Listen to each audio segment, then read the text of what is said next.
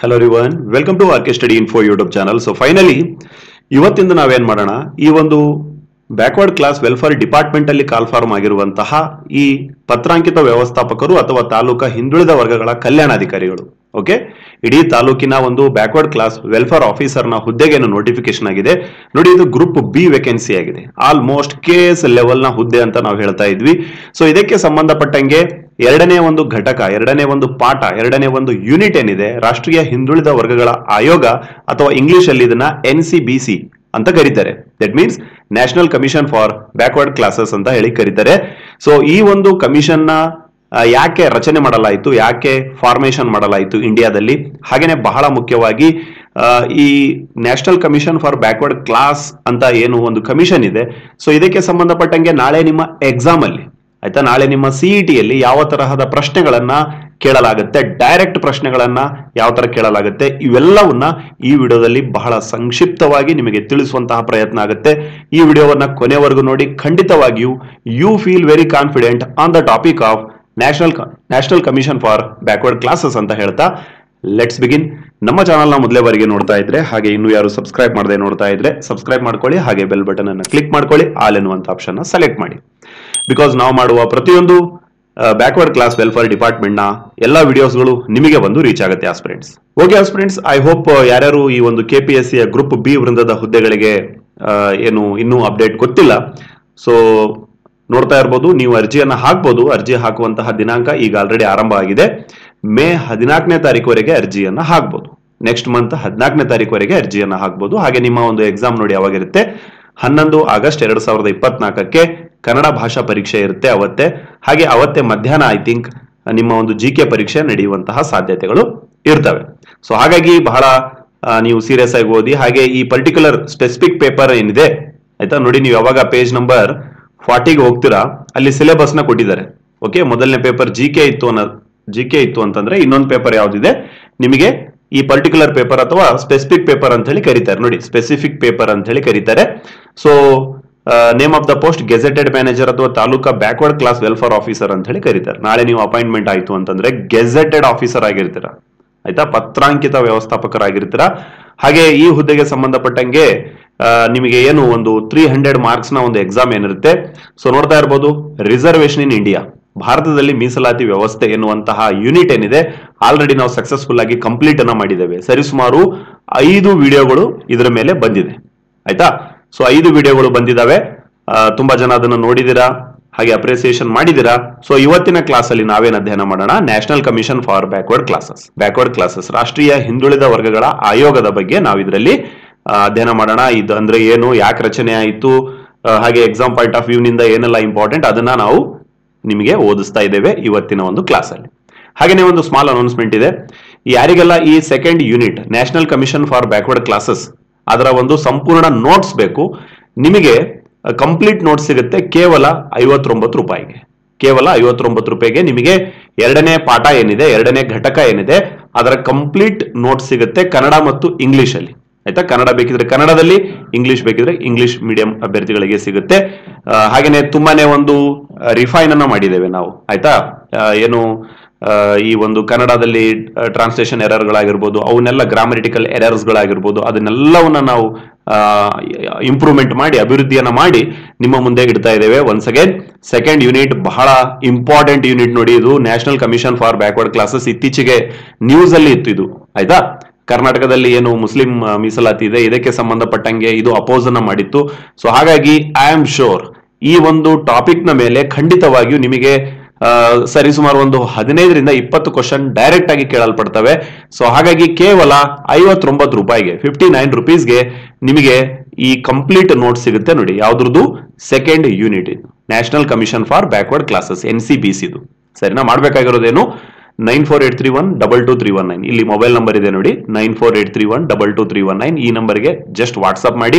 ಈಗ ಆಲ್ರೆಡಿ ತೆಗೆದುಕೊಂಡಿರುವಂತಹ ಅಭ್ಯರ್ಥಿಗಳು ಏನ್ ಮಾಡಿ, ಯಾರ್ಯಾರು ರಿಸರ್ವೇಶನ್ ಇನ್ ಇಂಡಿಯಾ ಎನ್ನುವಂತಹ ಚಾಪ್ಟರ್ ನ ತಗೊಂಡಿದ್ದೀರಲ್ವಾ ಅವ್ರೇನ್ ಮಾಡಿ, ಜಸ್ಟ್ ನಾವು ಏನು ನಿಮಗೆ QR ಕೊಟ್ಟಿದ್ವಲ್ವಾ ಪೇಮೆಂಟ್ ಮಾಡ್ಕೊಳ್ಳೋಕೆ, ಸೊ ಅದಕ್ಕೇನೆ ನೀವು ಜಸ್ಟ್ 59 ರೂಪಾಯಿ ಹೊಸದಾಗಿ ಮಾಡಿ ಅದರ ಒಂದು ಸ್ಕ್ರೀನ್ ಶಾಟ್ ಅನ್ನ ಕಳಿಸಿದ್ದೆ ಆದಲ್ಲಿ ಹಾಗೆ ಸೆಕೆಂಡ್ ಯೂನಿಟ್ ಅಂತ ಮೆನ್ಷನ್ ಮಾಡಿ, ಅಥವಾ ಎರಡನೇ ಪಾಠ ಅಂತ ಹೇಳಿ ಮೆನ್ಷನ್ ಮಾಡಿ, ವಾಟ್ ಎವರ್ ಸೆಕೆಂಡ್ ಯೂನಿಟ್ ಅಂತ ಹೇಳಿ ನೀವು ಮೆನ್ಷನ್ ಮಾಡಿದ ತಕ್ಷಣ ಏನಾಗುತ್ತೆ, ನಮ್ಮ ಟೀಮ್ ಕಡೆಯಿಂದ ನಿಮಗೆ ಈ ಒಂದು national commission for backward classes ನ ನೋಟ್ ಸಿಗುತ್ತೆ.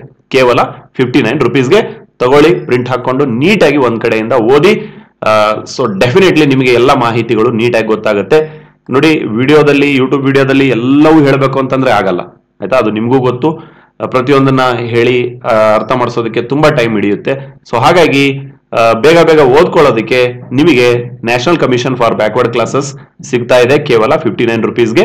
9483122319ಗೆ ವಾಟ್ಸ್ಆಪ್ ಮಾಡಬಹುದು. ಹಾಗೇನೆ ಈ ವಿಡಿಯೋನ ಮೊದಲ ಬಾರಿಗೆ ನೋಡ್ತಾ ಇದ್ದೀರಾ ಅಂತಂದ್ರೆ, ಹಾಗೆ ರಿಸರ್ವೇಶನ್ ಇನ್ ಇಂಡಿಯಾ ತಗೊಂಡಿಲ್ಲ ಅಂತಂದ್ರೆ, ಮೊದಲ ಘಟಕ ತಗೊಂಡಿಲ್ಲ ಅಂತಂದ್ರೆ, ಸೊ ಅದನ್ನು ಸಿಗುತ್ತೆ, ಇದನ್ನು ಸಿಗುತ್ತೆ.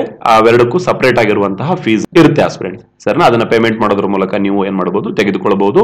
ಈ ರೀತಿಯಾಗಿ ಟೋಟಲಿ 15 ಪಾಠಗಳನ್ನ ನಾವು ಮಾಡ್ತಾ ಹೋಗೋಣ. ಓಕೆ ಆಸ್ಪಿರೆಂಟ್ಸ್, ಈಗ ಡೈರೆಕ್ಟ್ ಆಗಿ ವಿಷಯಕ್ಕೆ ಬರೋಣ. ಇವತ್ತಿನ ಒಂದು ಪಾಠ ಬಹಳ ಇಂಪಾರ್ಟೆಂಟ್ ಆಗುತ್ತೆ, ಕೊನೆವರೆಗೂ ಕೇಳಿ.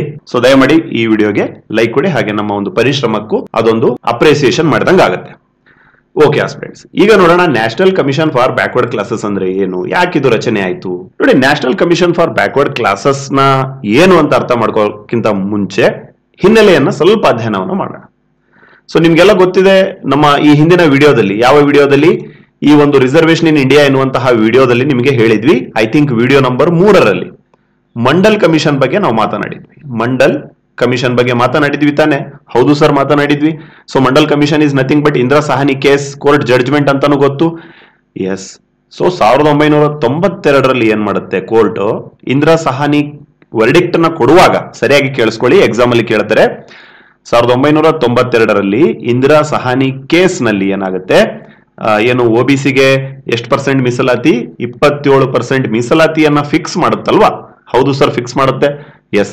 ಆ 27% ರಿಸರ್ವೇಶನ್ ಅನ್ನ ಫಿಕ್ಸ್ ಮಾಡುವ ಟೈಮ್ ಅಲ್ಲಿನೇ ಮಾನ್ಯ ಏನು ಸರ್ವೋಚ್ಚ ನ್ಯಾಯಾಲಯ ಏನಿದೆ ಅದು ಏನಂತ ಹೇಳುತ್ತೆ, ಈ national commission for backward class ಅನ್ನ ಎಸ್ಟಾಬ್ಲಿಷ್ಮೆಂಟ್ ಮಾಡಬೇಕಾಗುತ್ತೆ ಅಂತೇಳಿ ಭಾರತ ಸರ್ಕಾರಕ್ಕೆ ಅದು ತಿಳಿಸುತ್ತೆ. ಯಾವಾಗ ಇಂದಿರಾ ಸಹಾನಿ ಕೋರ್ಟ್ ಕೇಸ್ ನಡೀತಾ ಇರುತ್ತೆ ಅಥವಾ ಜಡ್ಜ್ಮೆಂಟ್ ಬರುತ್ತೆ, OBCಗೆ 27% ರಿಸರ್ವೇಶನ್, ಹಾಗೆ ಕ್ರೀಮಿ ಲೇಯರ್ ನ ಸೆಟಪ್ ಮಾಡ್ತಾರೆ, ಹಾಗೇನೆ ಬಹಳ ಇಂಪಾರ್ಟೆಂಟ್ ಆಗಿ ಈ ಒಂದು ತೀರ್ಪನ್ನ ಕೊಡ್ತಾ ಇರುತ್ತೆ. ಆ ತೀರ್ಪಿನಲ್ಲಿ ಬಂದಂತಹ ಪ್ರತಿಫಲವೇ ಈ ಒಂದು national commission for backward classes. So ಯಾವ ತರ ಬಂತು ಅಂತ ಗೊತ್ತಾಯ್ತಾ? ಓಕೆ ಸರ್, ನಾವು ಮಂಡಲ್ ಕಮಿಷನ್ದು ಹಾಗೆ ಇಂದಿರಾ ಸಹಾನಿದು ಕೋರ್ಟ್ ಕೇಸ್ದು ವಿಡಿಯೋ ನೋಡಿಲ್ಲ ಸರ್ ಅಂತ ಹೇಳಿ ಹೇಳೋದಾದ್ರೆ, ನೀವೇನ್ ಮಾಡಿ, ಇದೇ ವಿಡಿಯೋದ ಡಿಸ್ಕ್ರಿಪ್ಷನ್ ಅಲ್ಲಿ ಅಥವಾ ಕಮೆಂಟ್ ಸೆಕ್ಷನ್ ಅಲ್ಲಿ ಪಿನ್ ಮಾಡಿರ್ತೇವೆ, KPSC welfare officer all video ಅಂತ ಹೇಳಿ.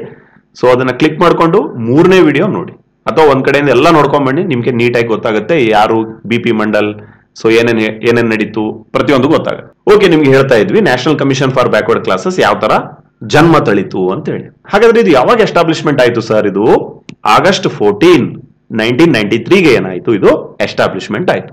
ಹಾಗಾದ್ರೆ ಸರ್ ಇದು ಸ್ಟ್ಯಾಚ್ಯುಟೋರಿ ಬಾಡಿನ, ಹಾಗೆ ಕನ್ನಡ ನೋಟ್ಸ್ ನ ಸಹ ನೀವು ತಗೋಬಹುದು, ಆಯ್ತಾ? ತುಂಬಾನೇ ಹೋಮ್ವರ್ಕ್ ಮಾಡಿ ನಿಮ್ ಕೈ ಕೊಡ್ತಾ ಇದ್ದೇವೆ. ಸೊ ಇದ್ರ ಬೆನಿಫಿಟ್ ನ ತಗೊಳ್ಳಿ, ಇಂಗ್ಲಿಷ್ ಮೀಡಿಯಂ ಆಗಿರ್ಬೋದು, ಕನ್ನಡ ಮೀಡಿಯಂ ಆಗಿರ್ಬೋದು. ಓಕೆ, ಜಸ್ಟ್ ಕಾನ್ಸೆಪ್ಟ್ ನ ಅರ್ಥ ಮಾಡ್ಕೊಳ್ಳಿ, ಹಾಗೆ ಎಕ್ಸಾಮ್ ಅಲ್ಲಿ ನೀವು ಬರೀರಿ, ಆಯ್ತಾ? ಸಿನ್ಸ್ ಏನು ರಿಟರ್ನ್ ಎಕ್ಸಾಮ್ ಏನಿಲ್ಲ, ಎಲ್ಲ ಟಿಕ್ ಹಾಕುವಂತ ಪೇಪರ್ಗಳು ತಾನೆ. ಎಸ್. ಓಕೆ, ಸೊ ಗೊತ್ತಾಯ್ತು, ಮಂಡಲ್ ಕಮಿಷನ್ ನ ಒಂದು ಕೋರ್ಟ್ ಕೇಸ್ ಅಲ್ಲಿ, ಅಂದ್ರೆ ಇಂದಿರಾ ಸಹಾನಿ ಕೋರ್ಟ್ ಕೇಸ್ 1992 ಅಲ್ಲಿ ಏನಾಯ್ತು, ಸುಪ್ರೀಂ ಕೋರ್ಟ್ ಆಫ್ ಇಂಡಿಯಾ ಏನ್ ಹೇಳುತ್ತೆ, ರಾಷ್ಟ್ರೀಯ ಮಟ್ಟದಲ್ಲಿ ಒಂದು OBC ಕ್ಲಾಸಸ್ ಗಳಿಗೆ, ಅಂದ್ರೆ national commission for backward classes ಗಳಿಗೆ, ಓಕೆ, ಬ್ಯಾಕ್ವರ್ಡ್ ಕ್ಲಾಸಸ್ ಗಳಿಗೆ ಒಂದು ಕಮಿಷನ್ ನ ನೀವ್ ಏನ್ ಮಾಡ್ಬೇಕಾಗತ್ತೆ, ರಚನೆ ಮಾಡ್ಬೇಕಾಗತ್ತೆ ಅಂತ ಹೇಳಿ 92ರಲ್ಲಿ ಹೇಳಿದಾಗ, ನೆಕ್ಸ್ಟ್ ಇಯರ್ August 14ನೇ ತಾರೀಕು ಏನಾಗುತ್ತೆ, ಈ ಒಂದು ಕಮಿಷನ್ ಅನ್ನ, ಆಯೋಗವನ್ನ ಏನ್ ಮಾಡುತ್ತೆ, ರಚನೆ ಮಾಡಲಾಗತ್ತೆ. ಹಾಗೇನೆ ಸರ್ ಇದು NCPC ಅಂತ ಏನಿದೆ, ಯಾವ ಒಂದು ಮಿನಿಸ್ಟ್ರಿ ಅಂಡರ್ ಅಲ್ಲಿ ಬರುತ್ತೆ ಅಂತ ಹೇಳಿ ಎಕ್ಸಾಮ್ ಅಲ್ಲಿ ಕೇಳ್ತಾರೆ. Ministry of social justice empowerment in India. Okay, ಕನ್ನಡದಲ್ಲಿ ಹೇಳೋದಾದ್ರೆ ಸಾಮಾಜಿಕ ನ್ಯಾಯ ಮತ್ತು ಸಬಲೀಕರಣ ಸಚಿವಾಲಯ ಅಂತ ಹೇಳ್ತಾರೆ. ಸಾಮಾಜಿಕ ನ್ಯಾಯ ಮತ್ತು ಸಬಲೀಕರಣ ಸಚಿವಾಲಯ ಅಂತ ಹೇಳ್ತಾರೆ. ನೋಡಿ, ಇದಕ್ಕೆ ಸಂಬಂಧಪಟ್ಟಂಗನು ಪ್ರಶ್ನೆಯನ್ನ ಕೇಳ್ತಾರೆ, ಇದರ ಮಿನಿಸ್ಟರ್ ಯಾರು, ಏನ್ ಕತೆ ಅಂತ ಹೇಳಿ. ಸೊ ಈಗ ಸದ್ಯಕ್ಕೆ ಇದರ ಮಿನಿಸ್ಟರ್ ಯಾರಿದ್ದಾರೆ, doctor Virendra Kumar. Union minister ಯಾರಿದ್ದಾರೆ, ಡಾಕ್ಟರ್ ವೀರೇಂದ್ರ ಕುಮಾರ್, ಬರ್ಕೊಳ್ಳಿ. ಹಾಗೇನೆ ನಮ್ಮ ಕರ್ನಾಟಕದ ಒಬ್ಬ ಮಂತ್ರಿನು ಮಿನಿಸ್ಟರ್ ಆಫ್ ಸ್ಟೇಟ್ ಆಗಿದ್ದಾರೆ, ಶ್ರೀ A. ನಾರಾಯಣ ಸ್ವಾಮಿ ಅಂತ ಹೇಳಿ.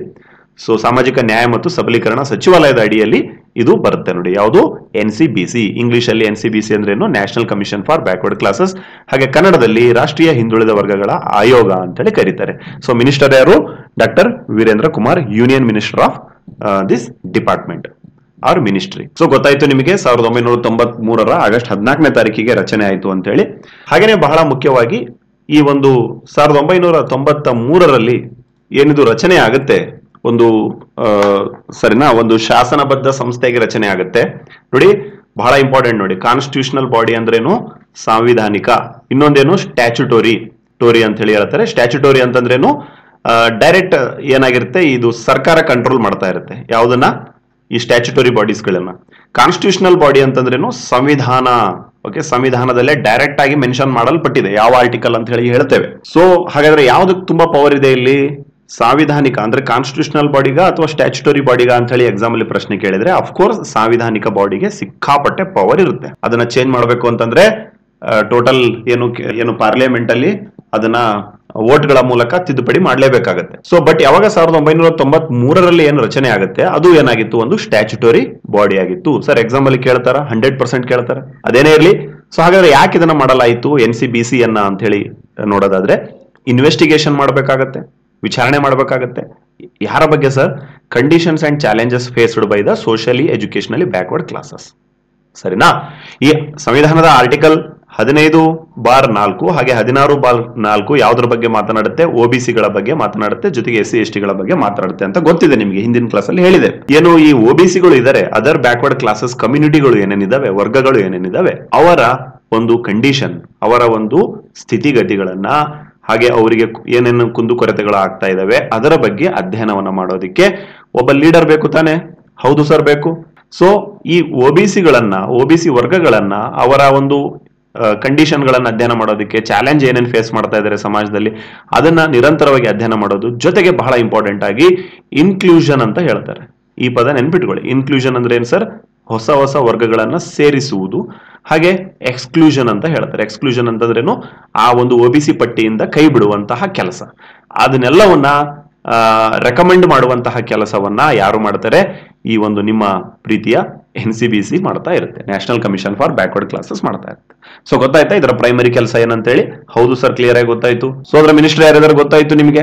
ಸರ್ ಇದಕ್ಕೆ ಚೇರ್ಮನ್ ಇರ್ತಾರ? ಹೌದು, 100%. ಅವ್ರು ಯಾರಂತ ಹೇಳ್ತೇವೆ, ವೇಟ್ ಮಾಡಿ. ಸೊ ವಿಡಿಯೋ ಇಷ್ಟ ಆಗ್ತಾ ಇತ್ತು ಅಂತಂದ್ರೆ ದಯಮಾಡಿ ಇದಕ್ಕೆ ಒಂದು ಲೈಕ್ ಕೊಡಿ. ಓಕೆ, ಹಾಗೇನೆ ಹೇಳ್ತಾ ಇದ್ವಿ issues related to the development and representation of the OBC classes. ಇತರೆ ಹಿಂದುಳಿದ ವರ್ಗಗಳ ಏನು ಒಂದು ಪಾತ್ರ ಏನಿದೆ, ಸೊ ಹಾಗೇನೆ ಪ್ರಾತಿನಿಧ್ಯ ಏನಿದೆ, ಅದರ ಬಗ್ಗೆ ಬಹಳ ಸೂಕ್ಷ್ಮವಾಗಿ ತನಿಖೆ ಮಾಡೋದಕ್ಕೆ, ಜೊತೆಗೆ ಸರ್ಕಾರಕ್ಕೆ ಶಿಫಾರಸನ್ನು ಮಾಡೋದಕ್ಕೆ ಈ ಆಯೋಗವನ್ನ ರಚನೆ ಮಾಡಲಾಯಿತು. ಹಿಂದುಳಿದ ವರ್ಗಗಳ ಆಯೋಗದ ಪ್ರಧಾನ ಕಚೇರಿ, ಹೆಡ್ ಕ್ವಾರ್ಟರ್ಸ್ ಎಲ್ಲಿದೆ ಸರ್? ಹಾಗಾದ್ರೆ ನವದೆಹಲಿಯಲ್ಲಿದೆ, ನ್ಯೂ ಡೆಲ್ಲಿಯಲ್ಲಿದೆ. ಓಕೆ, ಹಾಗೇನೆ ಹಿಂದುಳಿದ ವರ್ಗಗಳ ಆಯೋಗದ ಏನು NCBS ಅಂತ ಏನಿದೆ, ಭಾರತ ಸಂವಿಧಾನದ ಯಾವ ಒಂದು ಆರ್ಟಿಕಲ್ ಅಡಿಯಲ್ಲಿ ಈ ಒಂದು ಅಫಿಷಿಯಲ್ ಆಗಿ ಎಂಟ್ರಿ ಆಗಿದೆ ಸರ್ ಅಂತ ಹೇಳಿ ನಾಳೆ ಎಕ್ಸಾಮ್ ಅಲ್ಲಿ ನಿಮಗೆ ಪ್ರಶ್ನೆ ಬಂದ್ರೆ 338B ವಿಧಿ 338B ಏನ್ ಹೇಳುತ್ತೆ, ಈ ಕಾನ್ಸ್ಟಿಟ್ಯೂಷನಲ್ ಪವರ್ ಕೊಡುತ್ತೆ. ಯಾರಿಗೆ? NCBCಗೆ ಸಿಕ್ಕಾಪಟ್ಟೆ ಪವರ್ನ ಕೊಡುತ್ತೆ. ಯಾರು? Indian constitution. ಸೊ ನಿಮ್ಗೆ ಗೊತ್ತಾಯ್ತು, ಸ್ಥಾಪನೆ ಆಗುವಾಗ ಶಾಸನಬದ್ಧ ಸಂಸ್ಥೆ ಆಗಿತ್ತು. ಸ್ಥಾಪನೆ ಆದಾಗ 1983 ಅಂದ್ರೆ ಅವಾಗ ಜಾಸ್ತಿ ಪವರ್ ಇರಲಿಲ್ಲ ಇದಕ್ಕೆ, ಸರಿನಾ? ಬಟ್ ಈಗ ರೀಸೆಂಟ್ ಆಗಿ ಏನ್ ಮಾಡಿದ್ದಾರೆ, 2018 ಏನ್ ಮಾಡ್ತಾರೆ, ಈ ಎಲ್ಲಾ ಆರ್ಟಿಕಲ್ಸ್ ಗಳನ್ನ ಬಹಳ ಕೇರ್ಫುಲ್ ಆಗಿ ಕೇಳಿಸ್ಕೋಬೇಕು, ಬರ್ಕೋಬೇಕಾಗತ್ತೆ ಆಸ್ಪಿರೆಂಟ್ಸ್. ಈ ಒಂದು ಇಂಡಿಯನ್ ಕಾನ್ಸ್ಟಿಟ್ಯೂಷನ್ ಆರ್ಟಿಕಲ್ ನ ಸೇರಿಸಿ ಇದಕ್ಕೆ ಒಂದು ಸಾಂವಿಧಾನಿಕ ಸಂಸ್ಥೆಯ ಒಂದು ಮಾನ್ಯತೆಯನ್ನು ಕೊಡಲಾಗುತ್ತೆ. ಸೊ ಹೇಳ್ತಾ ಇದ್ವಿ ನಿಮಗೆ, ನೋಡಿ ಇದರ ಒಂದು ರಚನೆ ಯಾವಾಗುತ್ತೆ, 14 ಆಗಸ್ಟ್ 1993ರಲ್ಲಿ. ಅವಾಗ ಶಾಸನಬದ್ಧ ಆಯೋಗ ಆಗಿತ್ತು. ಸೊ ರೀಸೆಂಟ್ ಆಗಿ 2018ರಲ್ಲಿ ಏನ್ ಮಾಡಲಾಗುತ್ತೆ, 338B ಆರ್ಟಿಕಲ್ ನ ಸೇರಿಸುವುದರ ಮೂಲಕ ಇದನ್ನ ಏನ್ ಮಾಡ್ತಾರೆ, ಒಂದು ಸಾಂವಿಧಾನಿಕ ಸಂಸ್ಥೆ, ಒಂದು ಕಾನ್ಸ್ಟಿಟ್ಯೂಷನಲ್ ಬಾಡಿ ಆಗಿ ಏನ್ ಮಾಡ್ತಾರೆ, ಇದನ್ನ ಫ್ರೇಮ್ ಮಾಡಲಾಗುತ್ತೆ. ಹಾಗೇನೆ ಇದರ ಹೆಡ್ ಕ್ವಾರ್ಟರ್ಸ್ ಎಲ್ಲಿ ಬರುತ್ತೆ, ನ್ಯೂ ಡೆಲ್ಲಿಯಲ್ಲಿ. ಹಾಗೇನೆ NCBC ಏನಿದೆ, national commission for backward classes, ಅದರ ಸದ್ಯದ ಚೇರ್ಮನ್ ಯಾರಿದ್ದಾರೆ ಅದನ್ನು ಸಹ ಎಕ್ಸಾಮ್ ಅಲ್ಲಿ ಕೇಳ್ತಾರೆ. ಶ್ರೀ ಹಂಸರಾಜ್ ಗಂಗಾರಾಮ್ ಅಹಿರ್ ಎನ್ನುವಂತಹ ಏನು ವ್ಯಕ್ತಿ ಇದ್ದಾರೆ, he is the chairman of NCBC currently. ಸರಿನಾ? He is from Maharashtra. And ಅವರು ಫಾರ್ಮೇಶನ್ ಬಗ್ಗೆ, ರೈತರ ಬಗ್ಗೆ, ಹಾಗೆ ಸಮಾಜದ ಏಳಿಗೆಗಳ ಬಗ್ಗೆ, ಹಾಗೆ ಸೋಷಿಯಲ್ ಅಗ್ರಿಕಲ್ಚರಿಸ್ಟ್ ಅಂತ ಹೇಳಿ ಕರೀತಾರೆ. ಸರಿನಾ? ಅಗ್ರಿಕಲ್ಚರಿಸ್ಟ್ ಅಂತಂದ್ರೆ ಕೃಷಿಯ ತಜ್ಞ. ಸೊ ಅವ್ರನ್ನ ಏನ್ ಮಾಡ್ತಾರೆ, ಈ ಒಂದು ಏನು NCBC ಏನಿದೆ ಅದರ ಒಂದು ಚೇರ್ಮನ್ ಅಥವಾ ಅಧ್ಯಕ್ಷರಾಗಿ ಮಾಡಿರ್ತಾರೆ. ಓಕೆ ಫ್ರೆಂಡ್ಸ್, ಅದೇ ರೀತಿಯಾಗಿ ನೋಡೋಣ ಈ ಒಂದು ಏನೆಲ್ಲ ಅಪ್ಡೇಟ್ಗಳು ಆಗಿದ್ದಾವೆ NCBC ಗೆ ಸಂಬಂಧಪಟ್ಟಂಗೆ. So exam point of view ನಿಂದ ತುಂಬಾ ಇಂಪಾರ್ಟೆಂಟ್ ಆಗುತ್ತೆ, ಸರಿಯಾಗಿ ಕೇಳಿಸ್ಕೊಳ್ಳಿ. ಸೊ ಪ್ರೀವಿಯಸ್ಲಿ ಇದನ್ನ ಏನಂತ ಕರಿತಾ ಇದ್ರು, ನಾವು ಆಲ್ರೆಡಿ ಹೇಳಿದ ಹಾಗೆ ಒಂದು ಸ್ಟ್ಯಾಚ್ಯುಟರಿ ಬಾಡಿ ಆಗಿತ್ತು. ಕನ್ನಡದಲ್ಲಿ ಹೇಳೋದಾದ್ರೆ ಇದೊಂದು ಶಾಸನಬದ್ಧ ಸಂಸ್ಥೆ ಆಗಿತ್ತು.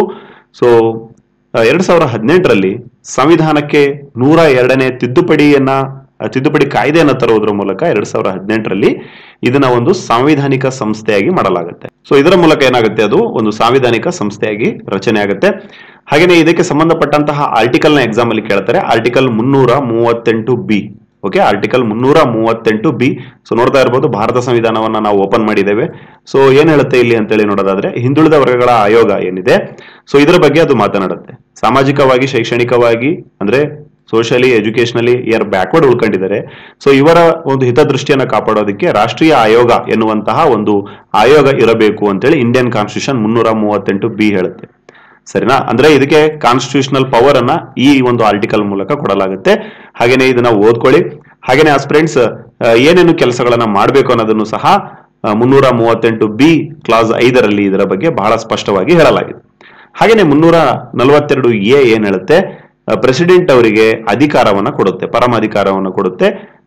ಈ ಒಂದು ಸೋಷಿಯಲಿ ಎಜುಕೇಶನಲಿ ಬ್ಯಾಕ್ವರ್ಡ್ ಕ್ಲಾಸಸ್ ಅಥವಾ NCBC ಅಂತ ಏನ್ ಮಾಡಿರ್ತಾರೆ ಪ್ರೆಸಿಡೆಂಟ್ ಅವರು, ಸೊ ಪ್ರತಿಯೊಂದು ರಾಜ್ಯದ ಪ್ರತಿಯೊಂದು ಯೂನಿಯನ್ ಟೆರಿಟೋರಿಯ ಒಳಗಡೆ ಯಾವ ತರ OBCಯ ಒಂದು ಆಯ್ತಾ ಅದರ್ ಬ್ಯಾಕ್ವರ್ಡ್ ಕ್ಲಾಸಸ್ ಅಂತ ನಾವೇನ್ ಹೇಳ್ತೇವೆ, ಇತರೆ ಹಿಂದುಳಿದ ವರ್ಗಗಳ ಒಂದು ಹಿತಾಸಕ್ತಿ ಯಾವ ತರ ಇದೆ ಅದನ್ನ ಅಧ್ಯಯನ ಮಾಡೋದಕ್ಕೆ ರಾಷ್ಟ್ರಪತಿಯವರು ಏನ್ ಮಾಡ್ತಾರೆ, ಈ ಆರ್ಟಿಕಲ್ ನ ಬಳಸ್ಕೊಂಡು ಕೆಲಸವನ್ನ ಮಾಡ್ತಾರೆ. ಹಾಗೇನೆ ಬಹಳ ಮುಖ್ಯವಾಗಿ ಯಾವ್ದಾದ್ರು ಕಂಪ್ಲೇಂಟ್ಗಳು ಬಂದ್ರೆ ಎಕ್ಸಾಮೈನ್ ಮಾಡ್ಬೇಕಾಗತ್ತೆ. ಎಕ್ಸಾಮೈನ್ ಅಂತಂದ್ರೇನು, ಪರೀಕ್ಷೆ ಮಾಡ್ಬೇಕಾಗತ್ತೆ. ಏನು ಆ ವರ್ಗಕ್ಕೆ ಏನೇನು ಅನ್ಯಾಯ ಆಗ್ತಾ ಇದೆ ಅದನ್ನ ರಿಪೋರ್ಟ್ ಅನ್ನ ರೆಡಿ ಮಾಡಿ ನೋಡಿ, ಸಂಬಂಧಿಸಿದ ದೂರುಗಳು, ಕಲ್ಯಾಣ ಕ್ರಮಗಳಿಗೆ ಸಂಬಂಧಪಟ್ಟಂಗೆ ಪರಿಶೀಲಿಸುವಂತಹ ಅಧಿಕಾರವನ್ನ ಹೊಂದಿರುತ್ತೆ ಯಾರು, NCBC. ಸರಿನಾ ಫ್ರೆಂಡ್ಸ್? ಹಾಗೇನೆ ಈ ಹಿಂದೆ NCBC ಒಂದು ಸಾಮಾಜಿಕ ನ್ಯಾಯ ಸಬಲೀಕರಣ ಸಚಿವಾಲಯದ ಅಡಿಯಲ್ಲಿ ಒಂದು ಶಾಸನಬದ್ಧ ಸಂಸ್ಥೆಯಾಗಿತ್ತು. ಹಾಗೇನೆ ಈಗ ಏನಾಗಿದೆ, ಅದೊಂದು ಕಾನ್ಸ್ಟಿಟ್ಯೂಷನಲ್ ಬಾಡಿ ಆಗಿದೆ. ಸೊ ಇದನ್ನೆಲ್ಲ ನಾವು ಯಾಕೆ ಹೇಳ್ತಾ ಇದ್ದೇವೆ ಪದೇ ಪದೇ ಅಂದ್ರೆ, ಎಕ್ಸಾಮ್ ಅಲ್ಲಿ ಖಂಡಿತವಾಗಿ ಕೇಳ್ತಾರೆ, ಡೈರೆಕ್ಟ್ ಪ್ರಶ್ನೆ ಬರುತ್ತೆ ನೋಡಿ. ಹಾಗೇನೆ ನೆಕ್ಸ್ಟ್ ಕ್ಲಾಸ್ ಅಲ್ಲಿ ನೋಡೋಣ ಸ್ಟ್ಯಾಚ್ಯುಟರಿ ಬಾಡಿ ಹಾಗೆ ಕಾನ್ಸ್ಟಿಟ್ಯೂಷನಲ್ ಬಾಡಿಗೆ ಇರುವಂತಹ ವ್ಯತ್ಯಾಸಗಳೇನು, ಹಾಗೇನೆ ಈ ಒಂದು ಫಾರ್ಮೇಶನ್ ಯಾವ ತರ ಆಯ್ತು ಅದರ ಒಂದು ಹಿನ್ನೆಲೆಯನ್ನ ನೀಟಾಗಿ ಅಧ್ಯಯನ ಮಾಡೋಣ. ಹಾಗೇನೆ ಯಾರಿಗೆಲ್ಲ ಈ ಒಂದು ಘಟಕದ ನೋಟ್ಸ್ ಬೇಕು, ಯೂನಿಟ್ ನ ನೋಟ್ಸ್ ಬೇಕು, ಕೇವಲ 59 rupeesಗೆ ಸಿಗುತ್ತೆ. ಎಷ್ಟು ಎಕ್ಸಾಮಿಗೆ ಇಂಪಾರ್ಟೆಂಟ್ ಅಷ್ಟನ್ನ ಬ್ರೀಫ್ ಆಗಿ ಕೊಡಲಾಗಿದೆ. ಸೊ ಖಂಡಿತವಾಗಿ ನಿಮ್ಮ ಎಕ್ಸಾಮ್ಗೆ ಇದು ಕೈ ಹಿಡಿಯುತ್ತೆ ಅಂತ ಹೇಳ್ತಾ, ಕೇವಲ 59 rupeesಗೆ ಇರುತ್ತೆ ಇದರ ಫೀಸ್. 9483122319 ಈ ನಂಬರ್ಗೆ ವಾಟ್ಸ್ಆಪ್ ಮಾಡಿ ಪಡಿಬಹುದು ಅಂತ ಹೇಳ್ತಾ, thank you for listening. God bless you all.